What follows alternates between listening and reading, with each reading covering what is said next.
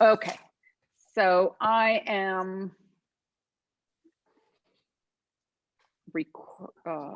yes, I am recording. So welcome everybody to our April virtual hangout. We had a little break, but we're thrilled to be back again, and it's great to see all of you. And today I am thrilled to welcome Jill Stuckey, who, I'm sorry, did I say your name right, Jill? You did good, Jill Stuckey. Okay, so welcome, Jill. Jill is the superintendent of the Jimmy Carter Historical Site in Plains, Georgia. She was a personal friend of Sandy West and of Jimmy and Rosalind Carter. And former President Carter was responsible for the sale of Ossabaw Island to the state of Georgia.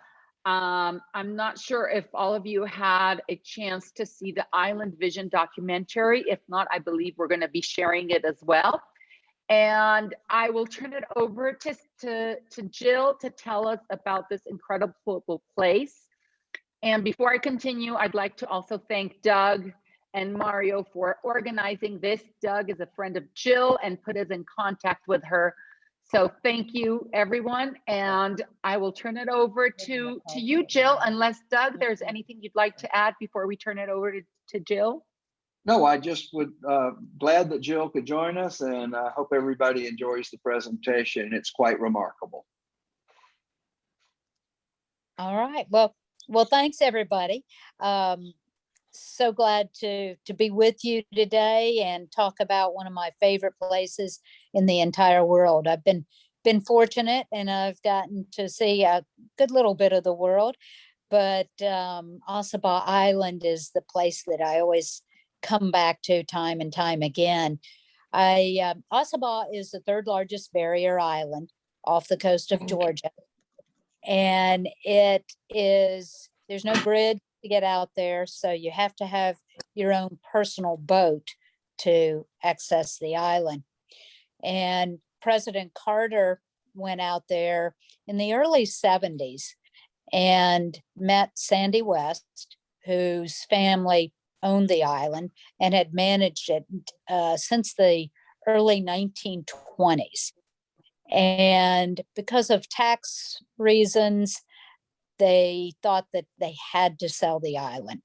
So Aristotle Onassis came out and looked at purchasing, and everybody that came out would look at the island and they would tell their vision for it. Well, President Carter went out, and he was then governor of Georgia, Carter, and he asked Sandy West, "What is your vision?" And Sandy wanted it preserved. So that's what President Carter set about to do. The Sandy's family was asking $20 million for the island. President Carter said, "Well, I can probably come up with about $6 million. And if you take that, we'd give you a lifetime estate here."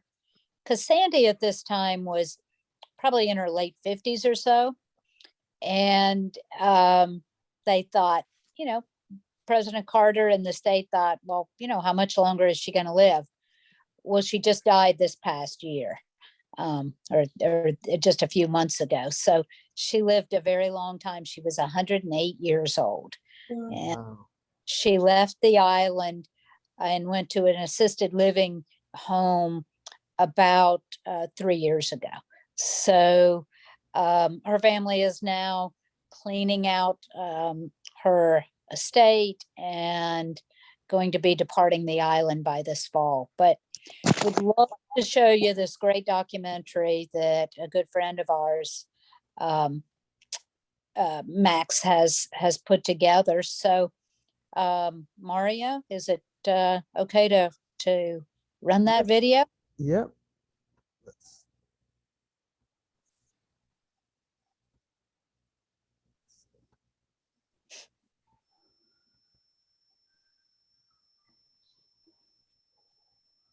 Is the video sharing? Okay. Yes, it is. Not anymore, Mario. Oh.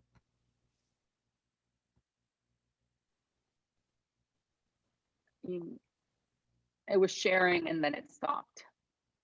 Oh, I apologize. Give me just a moment.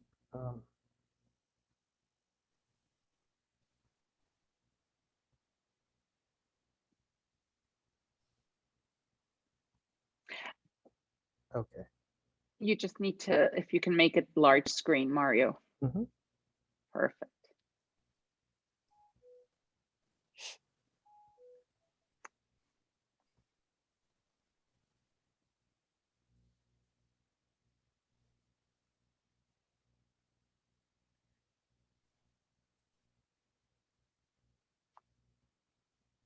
No.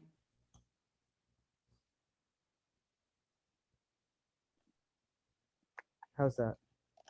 Fine.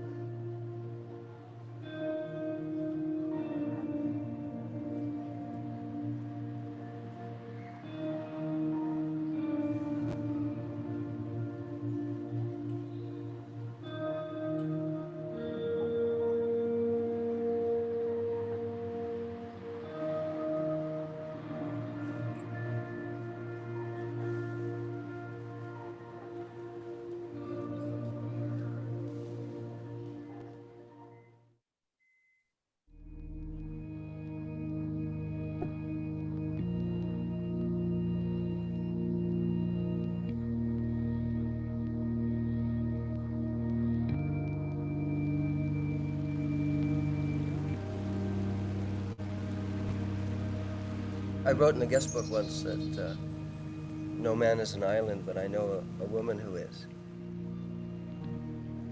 She's just so much a part of this place, you can't separate them. She's so pivotal in the whole experience. From the moment I heard about this island, I knew I wanted to be here. It has a power that I've never felt anywhere else. Islands, I think, have a wonderful sense of self-containment that draws people. Probably one of the most beautiful of the barrier islands of Georgia. It has this fascinating element of historical significance, both in Native American and antebellum times and later. I had seen Ossabaw, and with guests and with friends, the impact it makes on a great many people. Sandy first came here as a 9-year-old child and continued to come here for the winters till she was married. She tells the story of wanting to open it and wanting to share Ossabaw.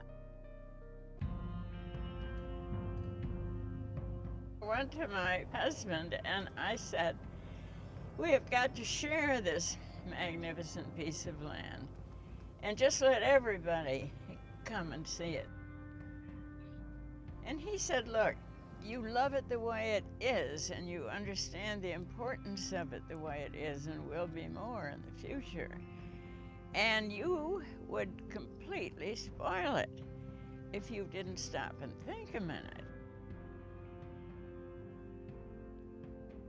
In 1961, Sandy wanted to share that island with artists and with writers, scientists, people who could make use of the atmosphere and the peace and quiet that's there. So she established the Ossabaw Island project, which is modeled somewhat like on the MacDowell colony or an artist retreat. I had the opportunity to hear Annie Dillard read from Pilgrim at Tinker Creek. Well, I had a little studio in the house. All the painters had a small space to work. And remember, I used to get up at 6:30, so I wouldn't waste any time here. Over the years, I produced some of my best things here. I love to paint animals and the birds, and to be surrounded by this tranquility that you don't see on the mainland. Ossabaw could be explained for so many reasons. For solitude, for seeing what the world was really like before it was messed up by humans. The fact that it was by boat from the mainland. They say, my God, do you have to go by boat, as if it was going to kill them. And just its extreme beauty. The way things grow, the animals are such a lesson because they think in the present. They're at home in the world, and human beings are certainly not. They're always worrying about what was going to happen. They lose the present by worrying about the past and the future. Well, animals don't. And it's so simple. I decided to apply to the project. I proposed that I would do large format photography.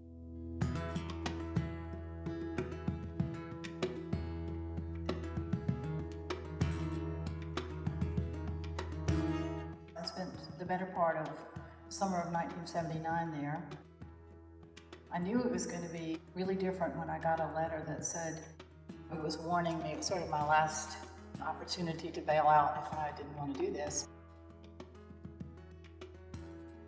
I had grown up being an outdoors person, hiking, canoeing, camping, living off the land, and so I was very interested in doing this. Everybody didn't make it to the end because it was tough. The bugs were vicious.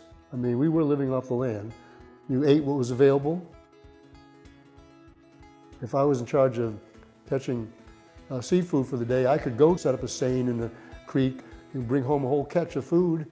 Off the coast of Savannah, Georgia, there's an island named Ossabaw. A really good example of how this looks and how it worked is in Ross McElwoo's film, Sherman's March. The island isn't open to the public, but I've applied for permission to do more of my historical research.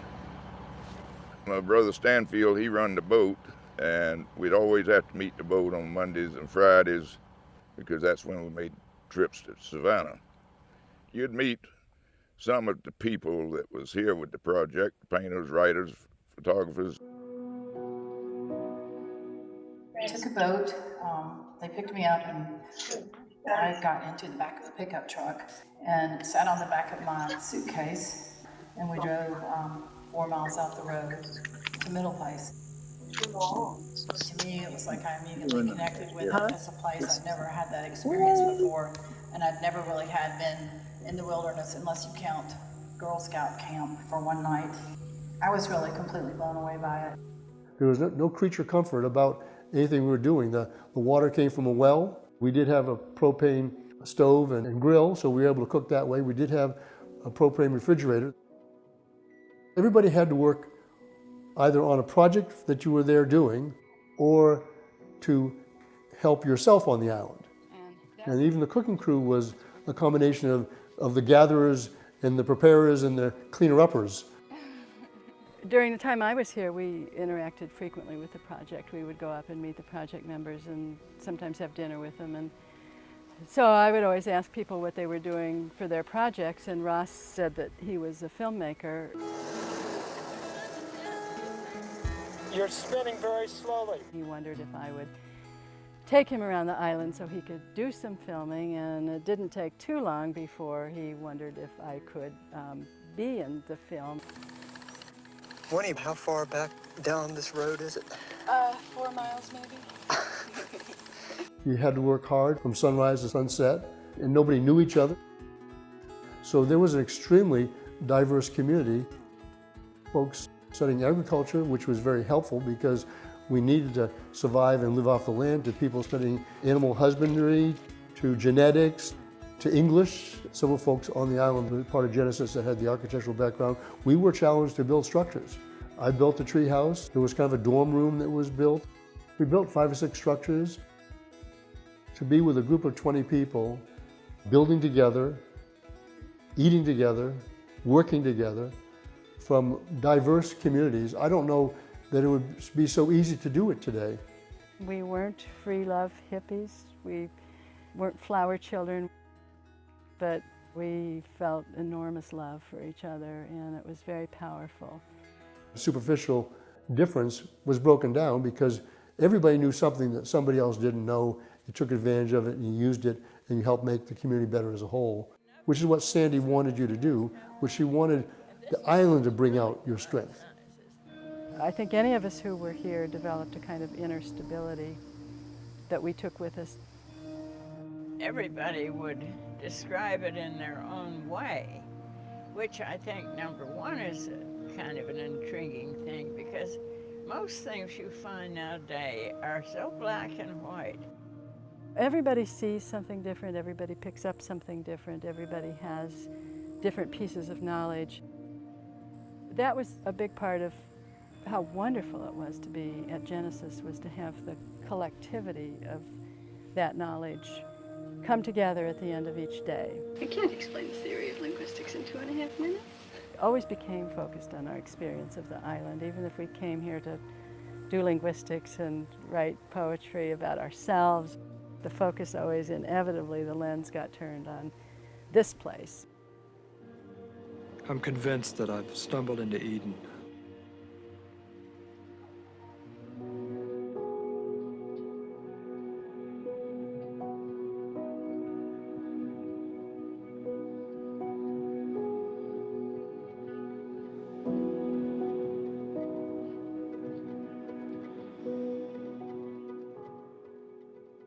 I found I had to sell for obvious reasons. And for 8 years, went all over the place trying to find a person who was a proper landlord for Ossabaw. We really worked hard. And finally, mainly really because of Jimmy Carter, we chose the state of Georgia. And when we made this agreement, the DNR was allotted to manage the island environmentally. If the foundation is having a hard time doing its educational thing, I would just hope a major university would step in to work with the foundation on the education. Ossabaw actually does have... Ossabaw Island Foundation has a use agreement with the state of Georgia, and it's the one that will state that Ossabaw only be used for natural, scientific, cultural, research, and educational purposes. They had additions on the back. If a group wants to come to Ossabaw, or if an individual wants to come to Ossabaw, they apply to come to Ossabaw and tell us how they will use Ossabaw within that framework. And it's loose but structured. At times, the Ossabaw Island Foundation is literally just a facility. So we have organized artist groups.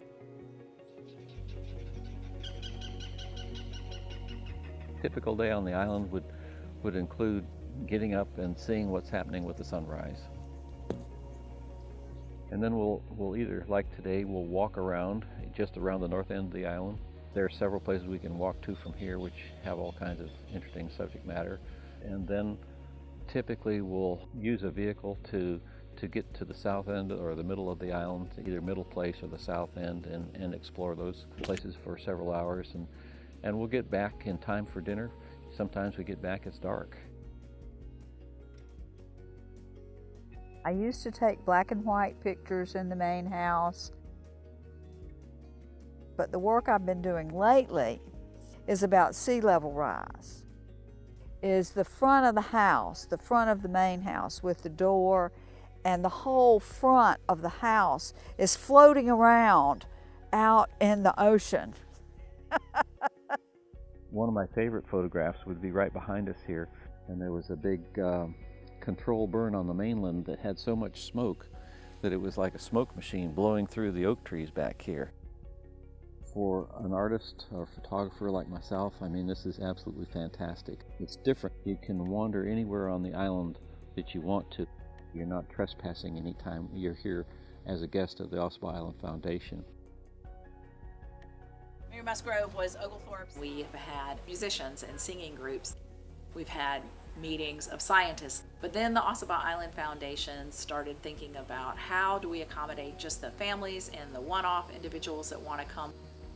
For example, during the University of Georgia Field School that happens here, we offer day trips, so you can come out and work with an archaeologist, and you can dig and you can sift and you can wash artifacts. We also offer turtle day trips now and overnights. It's a chance to spend 2 nights on the island, learn anything you want to about the sea turtles that nest here on the island. I am stunned when I see what happens to people at Ossabaw. And I myself don't know why it has such a forceful and fascinating ambiance. One of the things that makes Ossabaw such a good place to be creative is safety. Here you're safe. There's nobody else on the island. Most of us have forgotten how to be attached to a landscape and have forgotten what the land gives us. Utterly motionless. There's so many different things. The whole thing of the island, of being here in a very, very neat way. You can't close it. No, With the good fresh air around you all the time, I think people get along a lot better. see, that's what All right, happened. take your hand and put it right up there against this. Pull it right to. That's right. Just like that. How'd you ever find that? Isn't that amazing? I shouldn't have showed it to you because that way you wouldn't need me. I do need you, but for more things than that. What I think she has done is to create a place where people can come together and share their ideas with folks from other disciplines and folks from their own discipline and work in isolation and safety. Sandy was so willing to share and give, and that was what she was about. Sandy wouldn't be physically there, but there was always that presence. I don't think my influence, if you're kind enough to say that it was important, was anything obvious. To see whether the Black Hand Shack was still here. This place is the one place that I've been where I just feel an uninterrupted connection over time. And I'm terrified that that's going to get severed. You know, without people to continue to share the stories with each other, I would just be, you know, that just rips my heart out. I couldn't possibly tell you what I would wish for the future, because it probably changed tomorrow afternoon. But I do say, I do know about the past. And I know that something very important is allowing itself to be transmitted to humans on this island. It's hard for us to, you know, look up and go, what would a vision be for this island? Maybe the thing to do is put some of that energy into the Torrey West House restoration. That would be a great facility for organizations and groups to come and meet, using Mrs. West's vision of come and be inspired. Let people discover things for themselves. I do hope that somehow it could be something on the order of the Ossabaw Island project that will produce an idea that might possibly save us. And I think that it has to have a place like Ossabaw. Here it's real, true wilderness, and it's not too dangerous.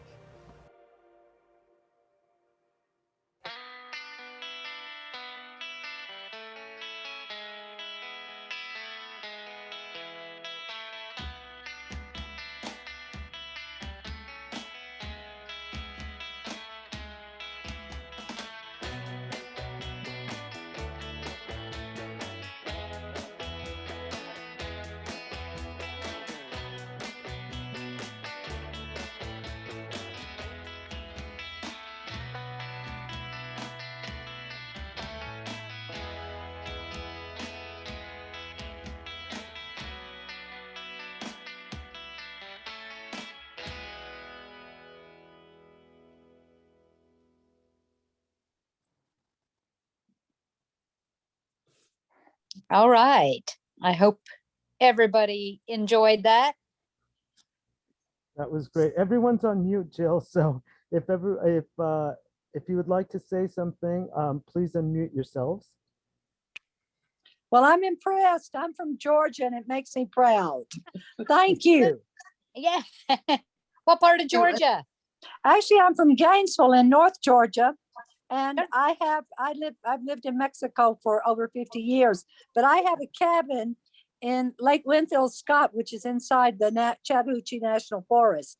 And it's the only place in the world in my lifetime that's never changed. Yeah. And I appreciate what you're doing. We fight the same battles in North Georgia to keep that part not being developed. So it's wonderful. Let me speak up for just 1 second as another Georgian. I count it one of the great privileges in my life to have known Sandy West and to have stayed with Sandy in the main house on a number of weekends and walk around the grounds with Sandy and hear her talk about her vision like we just talked about. Coincidentally, 40 years before I met Sandy, I was an intern in the office of Governor Jimmy Carter while he was negotiating the sale. Wait a minute. The first political campaign I ever worked on when I was in high school was to give out cards for Jimmy Carter when I was a little girl. So, hey. Yeah, we go back. But a lot of people talk about preserving symbols and monuments in Georgia, you know, flags, for example, and they talk about it as our heritage. Well, for me, what the preservation I'm happy to see is the preservation of that island, the preservation of Lake Winfield, Scott.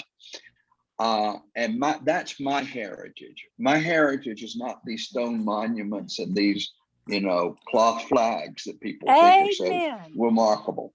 So, you know, let me just say that as another Georgian, and I will definitely give up the floor for the rest of you. I will give you a little clue. You may want to ask Jill, or Jill, this is a question. If you can tell us how President and Mrs. Carter are feeling and how they're doing right now. Okay, well, as of about 40 minutes ago, they were doing great. So I just came from their house.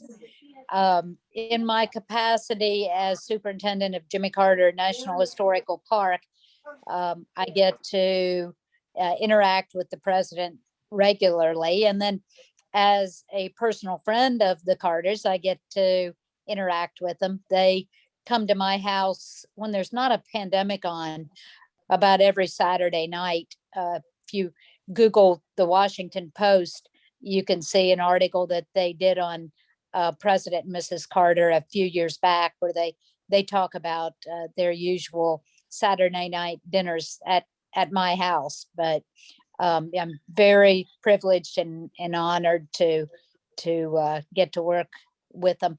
He's had it a little bit rough over the last year or so. He had he fell several times and had a brain bleed, and he's had to relearn how to do things like walking and talking. And but he is now swimming 3 times a week and tries to walk every day. Both Carters, Jimmy and Rosalind, are very, very active as much as they can be.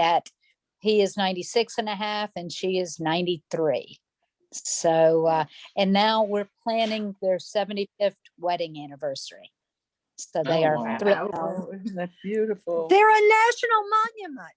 Truly. we're a blessed nation that we have such an incredible man who led us at one time, and we still have him. We still have.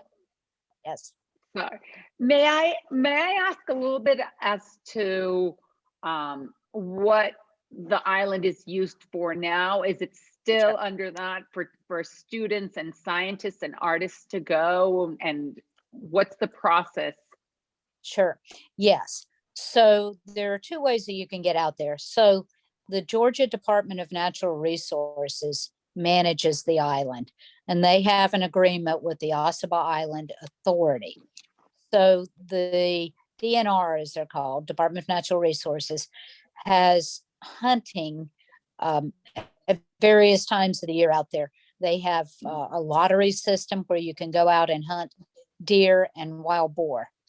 The Ossabaw Island Foundation, if you're interested in doing scientific research or arts or anything that goes with how the island was set up as a historic preservation island, then you can contact the Ossabaw Island Foundation. And sometimes they have their own boat that you can get on. Most of the time, though, they make you find your own transportation out there, and they help you with that.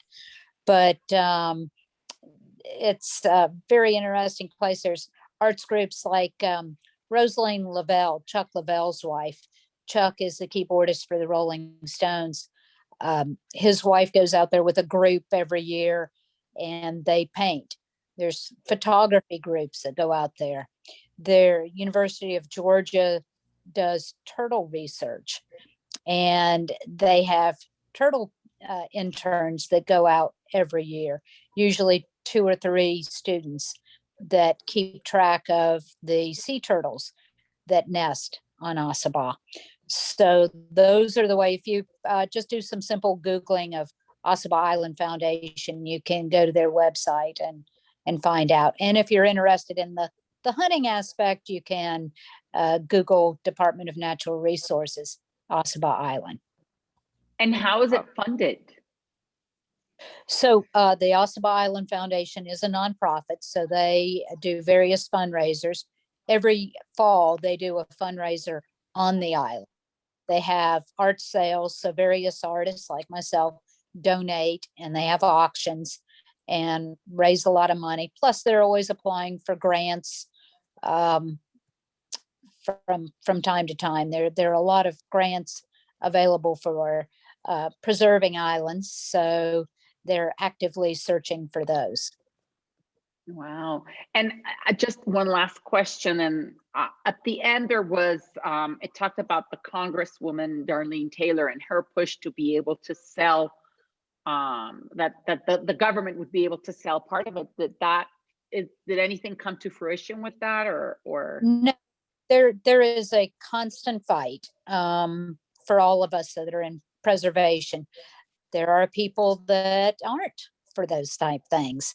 And in the state of Georgia, it's more and more of a struggle. This year, President Carter actually got involved. There was a bill that was set that you could sell off historic preservation pieces of Georgia. And I think some of the bill was designed to actually help preserve some of these things, but there's unintended consequences of a lot of things.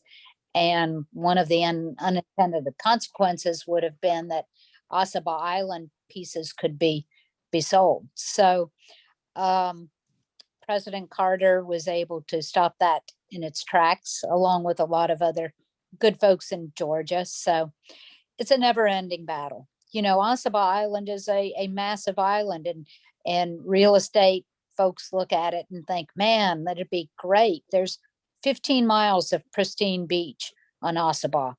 Oftentimes there are 400 sea turtles that nest on Ossabaw. So it's very attractive for developers to want to put condos out there. The good news is there's no bridge to the island, so that makes it a lot more expensive, and it's a somewhat of a deterrent, but it's a never-ending battle. Jill, I can imagine. now you shared with me a few photos, which I think I'd like to share with the rest of the group, and you can just kind of tell us a little bit about that. Is that all right? Sure, that'd be great. Okay, great. Let me share the screen again with everyone, and we'll move over to those. Yeah, about 3-4 years ago, I did a book on Ossabaw. So what he's going to show are some of my photographs that are in the book. It's from Mercer Press. It's called Ossabaw Island, A Sense of Place. And this is the main house. This is the grand room in the main house. So again, this was built by Nell Ford, Sandy's mother, and her father as well. But it's a 22,000 square foot house, 15 bathrooms, 16 bedrooms. It's a massive, my dog loves it because there's about a quarter of a mile long hallway that my dog just loves to run down. But in this photo, the great room, some of the trophies from where Sandy's father went hunting in Africa. In the far end of the room, you can barely see a portrait of Sandy, her mother, and her brother. And then there, over the fireplace, there's a map of Ossabaw. That's wonderful. Do you want me to, can you just let me know when you're ready to move on to the next? You can go on to the next one. Okay.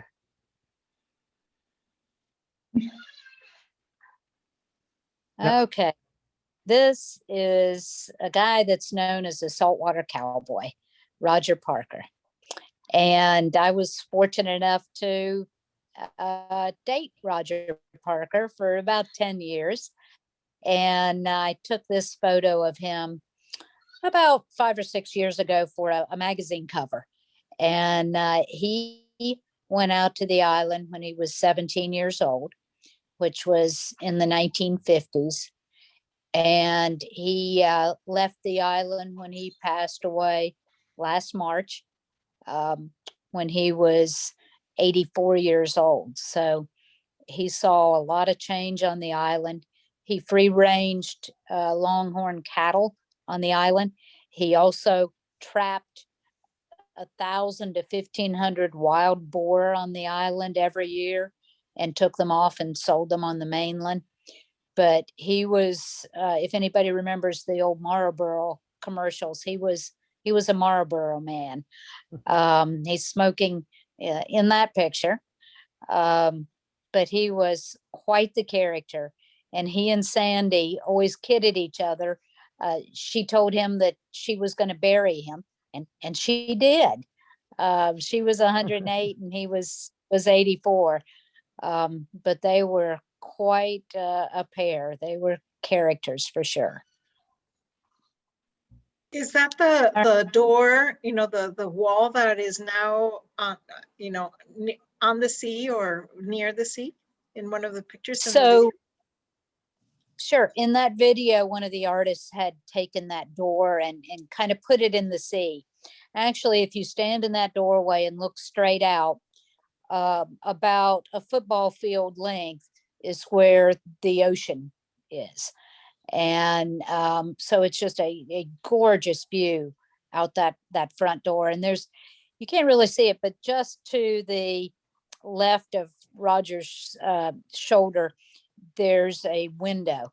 So Sandy's grandfather started Pittsburgh Plate Glass, and it was the largest plate glass window in the world was in this house, still is. And you could sit in that picture window and look out at the ocean and the world. It was fabulous. The scary thing about it is, though, it's only about maybe 6 to 9 feet above sea level. So, if a category 3 to 5 storm comes through there, it's not going to be good for that house. So have there ever been any issues with flooding with the hurricanes during the hurricane?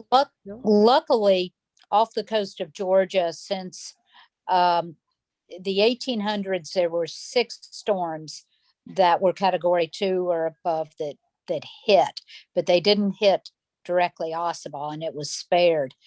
And then since 1900, there have been no storms. So we've been very, very fortunate, but it's really just a matter of time. And the tides now are beginning to play havoc with the roads on the islands. Many of the roads are being washed away because of the higher tides and because of the higher level of the sea. Okay, you want to go to the next one? So these are a few alligators in a little kind of like a puddle, but they're probably about 12-foot alligators. But so Roger and I were out, I was taking pictures, and I had him kind of poking the alligators to put them in different shapes and so forth. Well, these ended up in the shape of a heart. Yeah. The funny thing, it was the middle of summer. It was hot, hot, hot that day. And Roger in front of him was kind of poking these alligators. And in the back of him, he stepped back and he stepped on a water moccasin.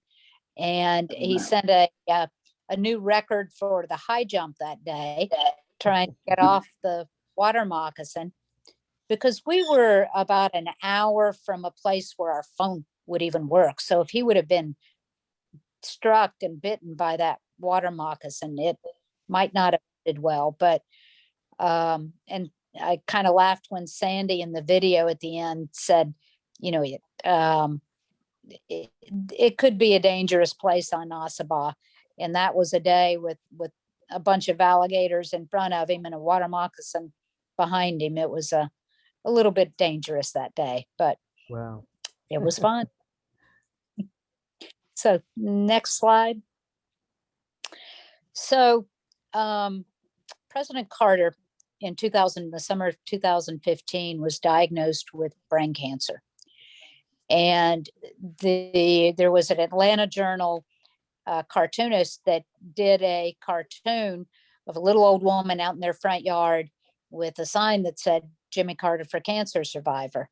So I called him up and I said, can I borrow that? And he said, sure. So I ordered 500 of these Jimmy Carter for Cancer Survivor signs. And I found out when Jimmy and Rosalind were coming back from Emory from his first cancer treatment. So there was media all over the small town of Plains. So I got a band of about 30 people. We put up over 500 of these signs in everybody's yard, in every resident in the entire town of Plains. And so when Jimmy came into town, everybody had these Jimmy Carter for Cancer Survivor signs in their front yard, and it made him smile. So I thought Ossabaw needed a sign. And as soon as I put it out, the donkeys came up, which, as you know, the Democrat symbol is a donkey. So I thought that had to be a photo I would share. All right. Next one. So this is Paul Mitchell. Paul Mitchell was a wild boar, as you can see, and Paul was raised by Sandy. Paul went in and out of the house. Paul was probably about a 350-pound Black Russian boar. And he would scare people to death. People would come on the island for their research or their arts or something, and they'd see this wild boar come running up. Well, Paul was looking for a carrot. He wasn't looking to eat anybody, but people didn't know that at first. And he was called Paul Mitchell because he had this really neat hair, really kinky, wavy hair. So Sandy thought he needed some Paul Mitchell hair treatment. So he was fun to hang around on us. But he'd come walking in the house with the donkeys. The donkeys can open the doors and they come into the house as well. So next one. And this is the final picture, which I thought was really beautiful, and I wanted to share it. And there's a story behind this as well. Yeah, so this, I've been told, is the oldest continuous use dirt road in North America. So the Indians planted, the Native American Indians planted these live oaks down the middle of the island. So, 400 years old or so, possibly. and it's just a very picturesque lane where you start down into the island from near the main house. So yeah, it's one of the most photographed places on the island. Doug, I bet you've taken a photograph of that a time or two. Am I on? Yeah. I have, and you actually gave me a copy of this photograph, which I have framed. Oh, nice. Yeah, that you at Mike and Meredith's house once. You gave me a copy of it, and we had framed. While I've got the floor for a second, I want to bring to everybody's attention. I've posted a couple of links in the chat. One is Sandy's obituary in the New York Times, which you might want to read. And maybe when you're in that obituary, also click on the link to Eugene Odom. We're doing this presentation in honor of Earth Day, which is next week. And you'll see what a great contribution to preservation Sandy made. And Eugene Odom was a frequent guest of Sandy's on Ossabaw Island. If you don't know Eugene Odom, he's known as the father of modern ecology. So not all ecology, but of modern ecology. And then also there is a link to a PBS special about Ossabaw. If you want to know more information about Ossabaw and Sandy, that was created by Public Broadcasting System. And finally, I have plugged the Ossabaw Island Foundation, and they do take pesos. Yeah. You can make a contribution if you would like. I've been a member for a long time, and I can't think of a more worthwhile project to support than the foundation itself. But and I just want to, and of course Jill has been a friend of mine for a long time, and I appreciate her being here with us today. Well, happy to be here. Anybody have any questions about Jimmy or Rosalind or Sandy or Ossabaw? Yeah, with that, we want to open up the floor for questions. Please unmute yourself. I think some of you are still muted. So if you'd like to ask Jill a question, just go ahead and unmute yourselves, please. Well, everyone, oh, sorry, go ahead, Elena, sorry. I don't know if I said at the beginning, what's the meaning of Ossabaw? I know it's Native America. Yeah. I didn't. So, it translates to land of Yopon. And maybe some of you are familiar with a common ornamental in the US, Yopon holly. It has red berries. So, and a friend of mine was actually out on Ossabaw, and a biologist was talking to him about Yopon, and what the Indians did was they made a tea with it. So Yopon is the only naturally occurring caffeine source in North America. So That's fascinating. they made tea. So. And how did the island come to be in Sandy's family? That they bought it as a retreat, or was it bought with the idea of developing, or what was the story behind it? So back in the early 20s, a lot of the wealthy northern came south and built. Sorry, let me ask everyone to mute themselves while they're not asking the question so that we can hear Jill. I apologize, Jill, for the interruption. No worries. So a lot of the wealthy northerners bought places in the south, built big mansions, and would spend the winter months down here. Well, Sandy and her husband, Sandy's mother and father had a mansion in Savannah, and it burned down. So Sandy's father was going away to some convention. He was a surgeon, and he told his wife that some people were coming to build. Excuse me. And so Sandy's husband said, just give them some crazy offer. People were coming, that they had an island that they wanted to sell. So Sandy's mother gave him a crazy offer. I think it was oh man, like $60,000 she offered them for the island, and they took it.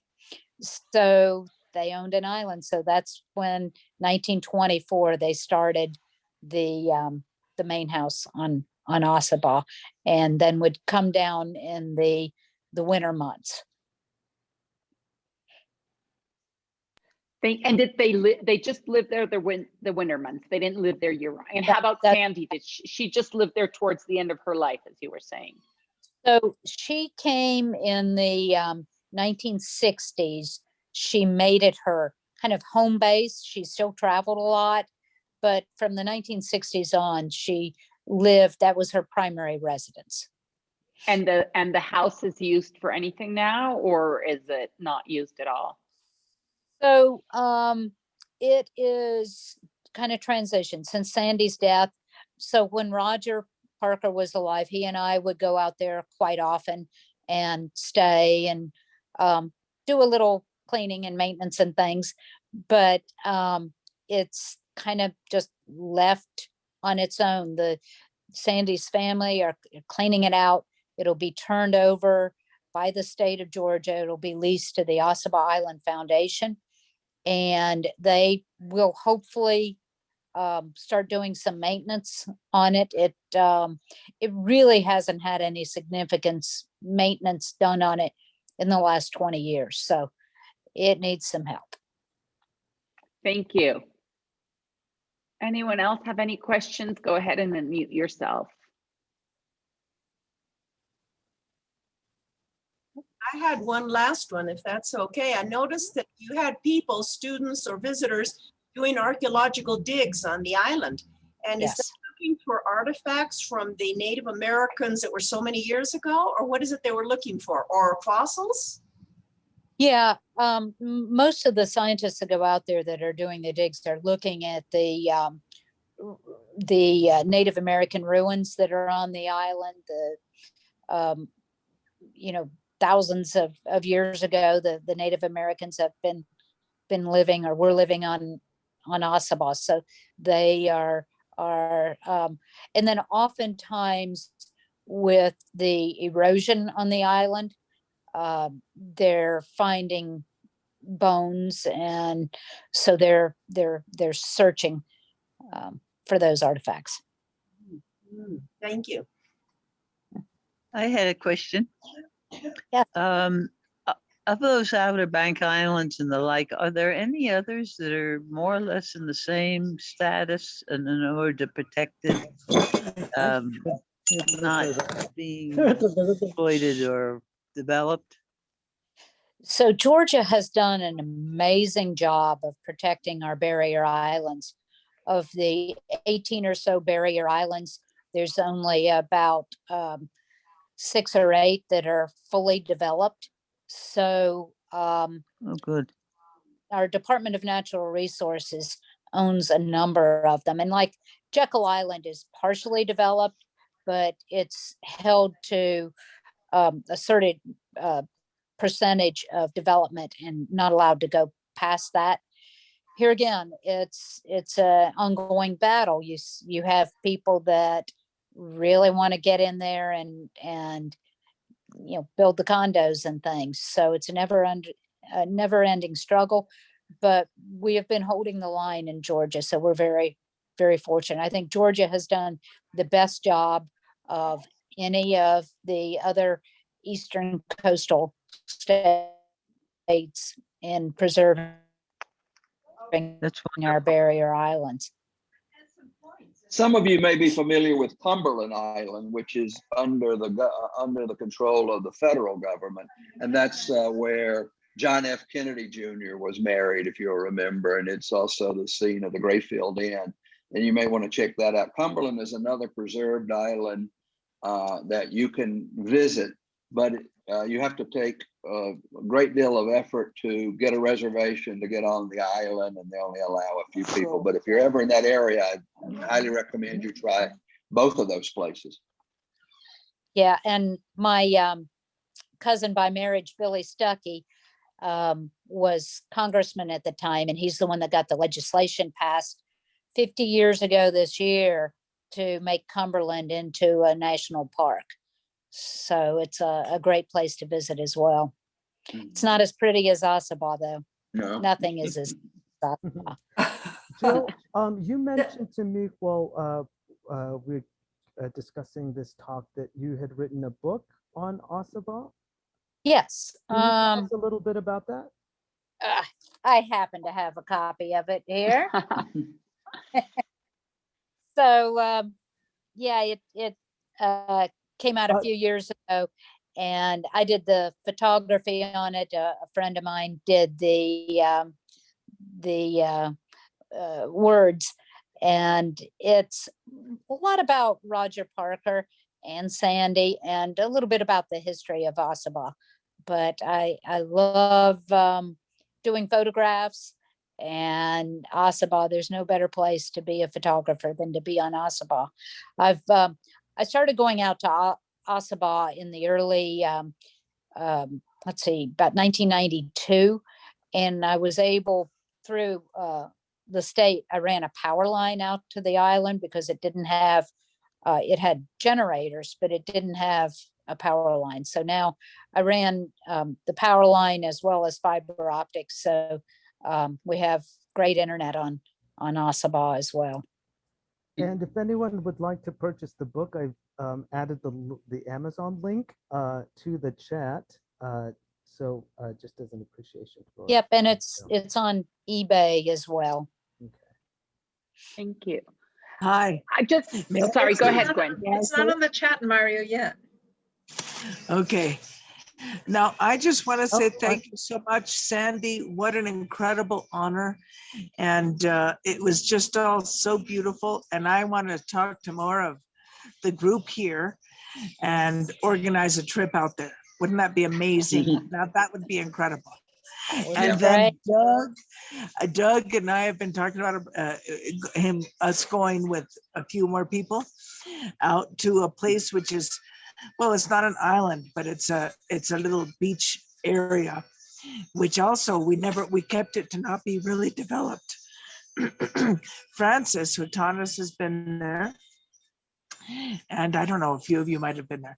But so I really do want to try to organize a trip out there. That would be amazing. And Doug, I want to work on this. We'll work, I would love to do kind of a, using you all as an example to do a history book of this area. I want a book. I'm ready when you are. Last, but yes, dear, really. And last but not least, what an honor, because I think Jimmy Carter and Rosalind were the best, just beautiful, good, beautiful people. So very nice. I studied in Texas, so I loved hearing about the Longhorns. Good. Can you tell us a little bit about the Jimmy Carter historical site that you're the superintendent at, Jill? I think we lost Jill. Carter Historic Park. Whoops, you lost me? We lost you for a second. Yeah, go ahead again. Sorry, we lost you. So we just changed our status. There was a bill that went through Congress, so we are now the Jimmy Carter National Historical Park. So we have the high school where Jimmy and Rosalind, her name is pronounced Rosalind, like Rose Garden. She's named after her Aunt Lynn and her grandmother Rose. But all their years, we have the Boyhood Farm where President Carter grew up. And 30 years from now, when both of the Carters have passed, we will have their house and grounds. We maintain it now, but we will have it open to the public. And also they're going to be buried on those grounds as well. So we will have, like I say, 30 years from now, when they're gone, we'll have their grave sites. But like I say, I get to see them about every day, and they're just joys. Well, Thank you. Please send them our regards on behalf of the American Benevolent Society here in Mexico City. I we will really let them. appreciate that. Yeah. No worries. Jill, an interesting tidbit that I know President Carter would be interested in is the American Benevolent Society goes back 153 years. And we count as two of our early donors, Ulysses S. Grant and Robert E. Lee. So there is a presidential connection to the American Benevolent Society that I think President Carter, knowing what a great historian he is, he would love to know that. And you know what you can add, Doug? We celebrate our anniversary on Washington's birthday on February 22nd. Exactly. We're very presidential. Yes, I'm impressed. Yeah. Thank you. Any other questions, anyone? No? Well, with that, I thank you, Jill, so much. This has been fantastic. And as Gwen said, we are looking forward to the planning of our trip there because it is a beautiful place. It really, I had already seen the documentary, but I enjoyed it again the second time. So thank you for joining us. And as Mario and Doug said, please give President and Mrs. Carter our regards from the American Benevolent Society here in Mexico. And I thank all of you for joining us, and we will see you soon. So thank you so much. All right. Thank you. You've been a great Thank you, audience. everyone. Appreciate it. Thank you. Thank you. Thank you, Jill. All righty. Goodbye. Bye-bye. Be safe, everybody. Thank you. Thank you. Bye. Thank you so much. Absolutely One beautiful. more reason to